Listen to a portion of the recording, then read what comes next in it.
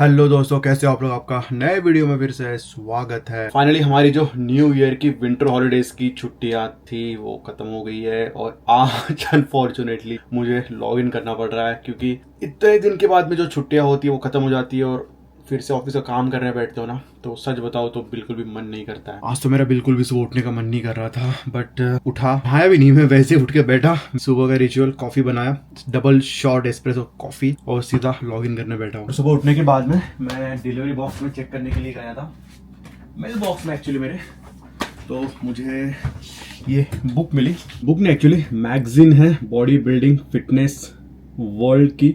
मैंने body building competition participate किया था, अगर आपको याद होगा तो वो हर कंपटीशन का मैगजीन भेजते हैं, तो जो लोग उसमें पार्टिसिपेट करते हैं उनका एक्चुअली पोर्टफोलियो होता है पूरा इसके अंदर। जापान में एक साल में जितने भी कॉन्टेस्ट होते हैं और इसके अंदर जो जो पार्टिसिपेट करता है सबके फोटोज वगैरह इसके अंदर आते हैं। तो ये देखो, ये बिकनी शो का पूरा, और ये आई थिंक ये शो हुआ था पैन पैसिफिक ओकिनावा 2024 में, ये हुआ था जुलाई में। तो ऐसे इसके अंदर पूरे साल के होते हैं। तो एक मैगजीन ऑलरेडी मुझे आ चुका था, वो जून तक का शायद था, ये जुलाई से आया है। और इसका जो लास्ट कंपटीशन था वो मैं आपको दिखाता हूँ एक बार। लास्ट वाला ये है, और ये है जापान अल्टीमेट वॉरियर, ये भी हुआ था सितंबर में। और अगर आपको याद होगा मेरा कंपटीशन था 23 सितंबर को, तो इसका आई थिंक 2 वीक के बाद में, और ये 2 वीक पहले तक का ही मैगजीन है पूरा।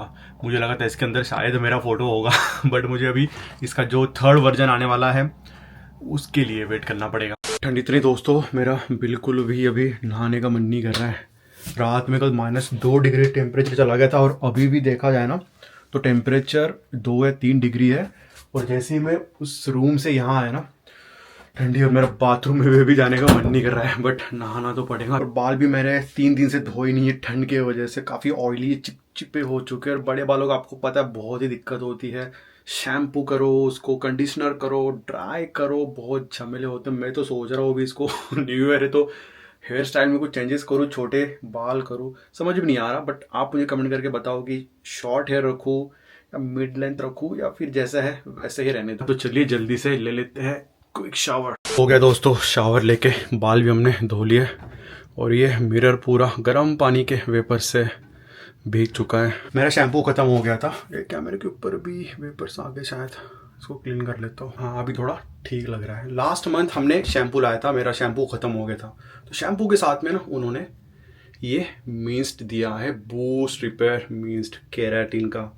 और आप देख रहे हो शायद, हाँ ये साइड से दिखेगा आपको, नीचे गोल्डन कलर का कुछ है और ऊपर पानी जैसा कुछ है।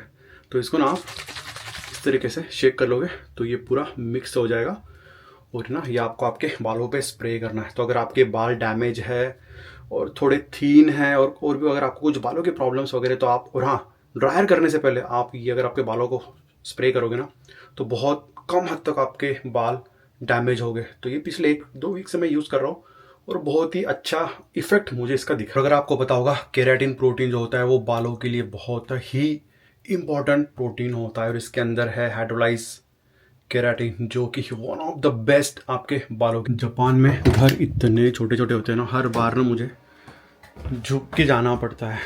बहुत बार तो एक तो मेरा पोनीटेल इतना बड़ा हो जाता है ना, तो दरवाजे के ऊपर ऐसे लग जाता है यहाँ पे। और अगर बाल भी कटवा दूँ ना मैं, तो भी देख लो मेरा हाइट है 5.11 इंच। काफ़ी लोग मुझे कमेंट करके पूछते हैं, तो मैंने बता दिया आज।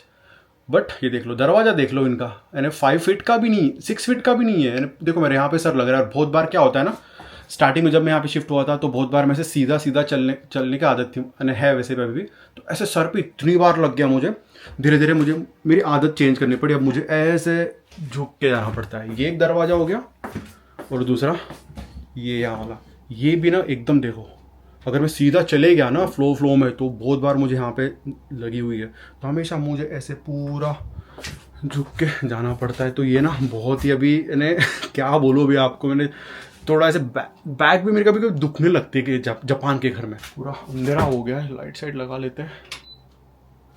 जापान में भी ऐसी हालत होगी ना विंटर में, यानी दिन दहाड़े पूरा दिन घर में अंधेरा हो जाता है। लास्ट व्लॉग में दोस्तों मैंने आपको पूछा था कि मैं मेरा जो वॉच है पुराना वाला वो मैं आपको गिव अवे करना चाहता हूँ, तो आपकी जो राय है वो मुझे आप बताना। तो मुझे काफ़ी सारे कमेंट्स आए थे। तो ये थी मेरी पुरानी वॉच, जो कि मैं पिछले 3-4 साल से यूज़ कर रहा हूँ। और जब मैंने नई वॉच खरीदी थी तो मैंने सोचा था कि इसको गिव अवे करूँगा और मैंने आपको पूछा भी था कि क्या करूँ क्या नहीं। तो काफ़ी लोगों ने मुझे कमेंट करके बोला है कि I should keep this watch as a memory, क्योंकि काफ़ी सारे मेमोरीज मेरे इससे जुड़े हुए हैं। तो अभी मैं इसको मेरे पास ही रखूंगा, बीच बीच में I will try to interchange, क्योंकि इसका बेल्ट ग्रीन कलर का है और इसका ब्लैक कलर का है। तो जब मेरा मन किया ये कलर का वॉच पहनने के लिए तो आई विल वेयर इट। और हाँ दोस्तों, मेरे पास में मेरी 2011 की वॉच भी पड़ी हुई है, शायद ऊपर किसी बॉक्स के अंदर होंगी, किसी दिन आपको मैं निकाल के बताऊंगा। जब मैं इंजीनियरिंग में हुआ करता था तब से मैं लेके जापान में जब मैं आया था तब तक मैं उसको पहन रहा था। ऑलमोस्ट कितने 8-10 साल तो मैंने उस वॉच को कंप्लीटली पहना है। तो मैं इसको ढूंढता हूँ, इसके अंदर कहीं होगी रखी हुई और आपको बताऊंगा मेरी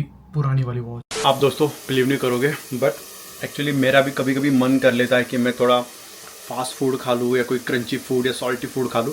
तो अभी तो मेरा यहाँ पे खाना जो मेरा लंच है वो बन रहा है, बट साथ ही मैं खा रहा हूँ ये वाले चिप्स। ये है Kerala banana chips. Of course ये जापान में नहीं मिलते, ये इंडिया में ही मिलता है। आना आई थी लास्ट टाइम कुछ मंथ्स पहले, तो उसने मेरे लिए कुछ स्नैक्स वगैरह इंडिया से लाए थे। आलू भुजिया भी लाए थे, मुझे आपको शायद अगर पता होगा मुझे भुजिया पसंद है। और banana chips is my favourite. जब मैं कॉलेज में हुआ करता था तो मम्मी मुझे रॉ बनाना खरीद के, कच्चे बनाना बाय करके मेरे लिए बनाना चिप्स बनाया करती थी। बनाना आते वक्त मेरे लिए काफ़ी सारे बनाना चिप्स भी लाए थे। बट बात ऐसी ना कि ये मैं खाता तो हूँ बट एक साथ में पूरे नहीं खाता हूँ। खाने का ऐसे क्रंची कुछ खाने का मन कर रहा है तो मैं कुछ 10-12 चिप्स ऐसे खा लेता हूँ और उसको फोल्ड करके वापस बॉक्स में रख देता हूँ। तो ये बनाना चिप्स मैं पिछले 1 वीक से खा रहा हूँ थोड़े थोड़े। अभी बस थोड़े बहुत बचे, शायद 2 दिन और लगेंगे इसको खत्म होने के लिए। मेरा लास्ट पैक है और अभी जितने भी स्नैक्स मेरे पास स्टॉक में पड़े हुए थे वो ऑलमोस्ट खत्म हो चुके हैं, बस ये एक ही बचा हुआ है। तो अगर आप इंडिया से जापान में घूमने के लिए आ रहे हैं तो प्लीज़ मेरे लिए कुछ स्नैक्स ज़रूर लाइएगा।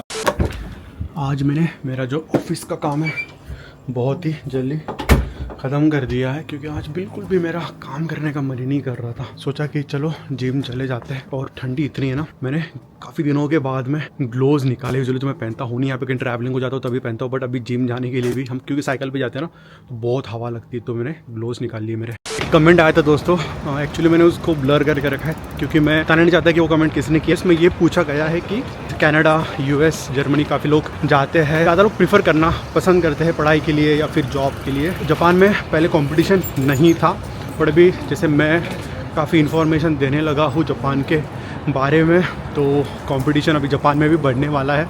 तो प्लीज़ प्लीज़ प्लीज़ ऐसा मत करो, कंपटीशन जापान में मत बढ़ाओ। तो ये एक्चुअली मैंने पॉजिटिव वे में कमेंट लिया है कि मैं जितना आपको इन्फॉर्मेशन दे रहा हूँ ये आपको हेल्प हो रहा है यहाँ पे आने के लिए, बट ये चाहते हैं कि ऐसा करने से कंपटीशन बढ़ जाएगा, जापान में भी लोग ज़्यादा आना स्टार्ट हो जाएंगे। बट अब क्या करूँ मैं। हमारा चैनल का पर्पज़ ही ये है कि मैं आपको जापान के बारे में जितना भी इंफॉर्मेशन हो वो मैं आपको दे सकूँ, और वो आपको जापान के जर्नी में आपके जॉब के लिए, पढ़ाई के लिए आपको हेल्प कर सके। प्लीज़ ये कमेंट पे जाके आप बिल्कुल भी हेट इसको मत करिएगा। इन्होंने भी एक्चुअली पॉजिटिव वे से ही बोला होगा, तो इसको आप भी पॉजिटिव वे से ही लीजिएगा। तो अभी हम पहुंच गए हमारे जिम के पास में, बाहरी खड़ाओं में। आज हम करने वाले हैं लेग वर्कआउट। और मुझे पहले भी कमेंट आए थे काफ़ी कि मेरा जिम का जो प्लेलिस्ट है, वर्कआउट प्लेलिस्ट, वो क्या है। तो मैंने क्या किया है, मेरे इंस्टाग्राम के बायो के अंदर आप क्लिक करोगे ना तो आपको मेरा जो वर्कआउट प्लेलिस्ट है जो कि मैं हमेशा यूज़ करता हूँ, और वो काफ़ी स्पेशल है। मैंने वो बहुत ही सिलेक्टेड गाने जो है ढूंढ के मैंने वो प्लेलिस्ट में डाले। तो अगर आप जिम जा रहे हो तो आप मेरा वर्कआउट प्लेलिस्ट ज़रूर सुनिएगा। तब तक मैं मेरा वर्कआउट ख़त्म करता हूँ। वो सही बोलते ना कि जनवरी में सबसे ज़्यादा बिजनेस जो होता है वो सिर्फ जिम वाले का होता है। वैसे ही आज मैंने फील किया है, मेरे जिम में इतने सारे नए मेंबर आ जाए, नए नए चेहरे मैंने आज देखे, और पूरा जिम भरा हुआ। एक तो मेरा जिम इतना छोटा और ऊपर से इतने सारे लोग। ये मुझे लगता है कि जनवरी फरवरी तक रहेंगे, और उसके बाद में मेंबरशिप का जो है, क्योंकि जापान में साल भर का मेंबरशिप नहीं होता है, महीने भर का मेंबरशिप होता है। 1-2 महीना वर्कआउट करेंगे और फिर छोड़ देंगे। क्या आपने भी जनवरी महीने में जिम लगाया है क्या? मुझे कमेंट करके ज़रूर बताइएगा। रिसेंटली दोस्तों चाइना में एक नया वायरस उभर के आया है, अगर आपने सुना होगा उसका नाम HMPV। जिन लोगों को नहीं पता जाके एक बार न्यूज़ पढ़ लो। एक नया वायरस, जैसे कोविड वायरस था कुछ साल पहले, कोविड आया था, वैसे ही नया वायरस चाइना में ही आया है, और इसके चलते जो केसेस है वो धीरे धीरे बढ़ते जा रहे हैं, बट अभी चाइना में है। बट चाइना ने इसका कोई नंबर नहीं दिया है कि कितने केसेस अभी तक हुए हैं और क्या स्टेटस है एग्जैक्टली। बट बोला ऐसे जा रहा है कि ये जो वायरस है ये आने वाले कुछ मंथ्स में काफ़ी इम्पैक्ट कर सकता है, और ये बहुत ही डेंजरस है और बुरी बात यह है इस केस में कि इसका कोई वैक्सीन अभी तक बना हुआ नहीं है। जैसे कोविड का भी काफी सारे वैक्सीन मार्केट में हैं, अगर आपको कोविड है तो आप वैक्सीन ले सकते हो, बट इसका अभी तक कोई वैक्सीन नहीं बना है। और अनफॉर्चुनेटली अगर ये बढ़ते जाएगा वायरस आने वाले कुछ मंथ्स में, तो वैक्सीन तो है ही नहीं, तो मुझे लगता है फिर से जो कोविड के टाइम पे दिक्कत हुई थी फिर से हो सकती है। रही बात जापान में, तो इसके कोई नंबर्स अभी जापान में दिए नहीं है कि कितने केसेस अभी तक जापान में हुए। चाइना में ही कितने अभी केसेस हुए वही पता नहीं चल पा रहा है अभी, क्योंकि वो अपडेट दे ही नहीं रहे। और जापान में भी अभी तक कुछ ऐसे नंबर्स बाहर आए नहीं हैं। तो अगर आप जापान में भी ट्रैवल कर रहे हो तो मुझे नहीं लगता कि अभी तो शायद ओके है, कोई दिक्कत नहीं आने वाली है। आने वाले कुछ मंथ्स में भी I am not sure, but हाँ, अगर आप जापान में अभी ट्रैवलिंग करने के लिए आने का प्लान कर रहे हो तो सबसे पहले आप न्यूज़ देखो और क्या स्टेटस है, उसी हिसाब से आप जापान में ट्रैवलिंग करना। और अगर आप चाइना का प्लान कर रहे हो तो आई विल स्ट्रांगली रिकमेंड कि चाइना का प्लान अभी आप ट्रैवलिंग का पोस्टपोन कर दो। यहाँ पर है मेरा बुक का कलेक्शन, जो भी बुक्स मैं पढ़ता हूँ वो यहाँ पे मैंने अभी निकाल के रखी। काफ़ी सारे बॉक्सेस के अंदर थी, बट अभी मैंने इसको अच्छे तरीके से यहाँ पे अरेंज करके रखा है। और अभी मैं सोच रहा हूँ कौन सी बुक पढूं। पिछली जो बुक थी मेरी ऑलरेडी ख़त्म हो गई है पढ़ के, ये वाली मैं सोच रहा हूँ अभी पढ़ने के लिए, एटॉमिक हैबिट्स। तो चलिए अभी इसको स्टार्ट करते हैं आज से पढ़ने के लिए। तो अभी 2025 में मैंने प्लान किया है कि मुझे, आई थिंक लास्ट व्लॉग में आपको बताया था मैंने, भगवत गीता ये साल में पढ़ने वाला हूँ। देखते कितना टाइम लगता है उसको पढ़ने के लिए, बट उसी के साथ में अपना स्किल अप करने के लिए, अपने आप को मोटिवेट रखने के लिए मैं फिक्शनल ज़्यादातर तो मैं प्रीफर करता हूँ नॉन फिक्शनल बुक ही पढ़ना। और ये कुछ बुक्स है जो कि मैं जब इंडिया आया था लास्ट टाइम तब बाय किए थे। काफ़ी सारे बुक्स मैंने खत्म कर दिए पढ़ के, कुछ कुछ बचे थे। मेरा MBA चल रहा है तो उसके चलते थोड़ा टाइम नहीं मिलता है, पढ़ाई के चलते बुक्स नहीं पढ़ पा रहा हूँ मैं। बट हाँ, अभी मैं सोच रहा हूँ कि ट्राई करूँगा एटलीस्ट 2-3 वीक में, एटलीस्ट 1 मंथ में एक बुक खत्म करने का ट्राई करता हूँ। तो चलिए इस वीक से ये वाला बुक पढ़ना स्टार्ट करते हैं। और अगर आपने भी कोई बुक्स पढ़ी होगी, आपके भी जो रिकमेंडेशन होंगे मुझे कमेंट करके ज़रूर बताना, वो भी बुक्स मैं ज़रूर बाय करके पढ़ूंगा। अभी ठंडी के चलते ना मुझे 24 घंटे रूम में हीटर, जो मेरे AC है इसके अंदर हीटर है, वो लगा के रखना पड़ता है। इसकी दिक्कत ये है ना, एक्चुअली ये बहुत रूम को ह्यूमिड कर देता है। अभी जो टेम्परेचर है मैंने 30 करके रखा हुआ है, क्योंकि ये रूम में बड़ा ठंडा हो जाता है, तो हवा आने के लिए मैं इसको ज़्यादा करके रखा है। बट दिक्कत ये हो रही है, ह्यूमिडिटी बढ़ जा रही है और सांस लेने में दिक्कत हो रही। तो अगर आपको याद होगा कुछ साल नहीं, आई थिंक लास्ट विंटर में हमने ये ह्यूमिडिफायर खरीदा था। और इस ह्यूमिडिफायर में ये एरोमेटिक जो ऑयल होता है ये भी मैंने साथ में बाय किया था। तो अभी जस्ट मुझे क्लिक हुआ कि अरे मेरे पास में तो ये है, तो इसको क्यों ना यूज़ करते हैं। तो चलिए, पानी तो मैंने इसको भी थोड़ा क्लीन किया है और पानी भी इसके अंदर डाल दिया है। अभी इसके अंदर डालते ही ऑयल है क्या नहीं, इसके अंदर है, लाना पड़ेगा। ख़त्म हो गया ऑलमोस्ट, थोड़ा सा बचा है इसके अंदर। इसको हम रिमोट से ऑपरेट कर सकते हैं। मैं लाइट ऑफ करता हूँ तो ना इसके अंदर आपको कलर्स भी दिखेंगे। और ना इसके अंदर सेटिंग दी हुई है कि आपको स्पीड वगैरह कम ज़्यादा करना है वो हिसाब से। और टाइमर भी इसके अंदर, लाइट का सेटिंग भी आप चेंज कर सकते हो। इसके अंदर अलग अलग लाइट्स हैं, green, pink, orange, yellow, white. कौन सा रखता हूँ मैं, मुझे तो ये अच्छा लग रहा है ब्लू वाला। तो मैं भी शायद अब थोड़ी देर के बाद में ये रूम में, एक्चुअली इसके अंदर ऑयल भी डाला है ना, एरोमेटिक ऑयल, तो जो स्मेल है वो भी अच्छा आएगा और थोड़ा रूम भी अच्छे खासा ब्रीदेबल हो जाएगा। मनी प्लांट देख लो दोस्तों मेरा कितना बढ़ गया है। अगर आपको याद होगा लास्ट टाइम जब हमने लाया था तब शायद इतना ही था, बट देखो अभी कितना बड़ा हो चुका है।